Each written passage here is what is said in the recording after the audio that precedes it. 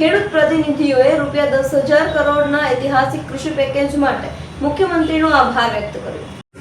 રાજ્યની વિવિધ APMC market yard ખેડૂત સંગઠનોના પ્રતિનિધિઓએ મુખ્યમંત્રી ભૂપેન્દ્ર પટેલને મળ્યા હતા। ખેડૂત પ્રતિનિધિઓએ ₹10,000 કરોડના ઐતિહાસિક કૃષિ પેકેજ માટે મુખ્યમંત્રીનો આભાર માન્યો હતો।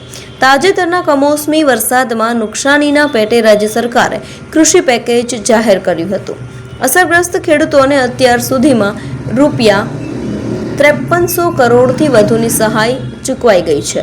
વિવિધ પાકની ટેકાના ભાવે ખરીદવાનો પણ રાજ્ય સરકારનો કિસાન હિતલક્ષી નિર્ણય લેવામાં આવ્યો છે। મંત્રી જીતુભાઈ વાઘાણી, ઋષિકેશભાઈ પટેલ, કુંવરજીભાઈ બાવળિયા, નરેશભાઈ પટેલ, અર્જુનભાઈ મોઢવાડિયા અને ડોક્ટર પ્રદ્યુમન વાજા પણ ઉપસ્થિત રહ્યા હતા।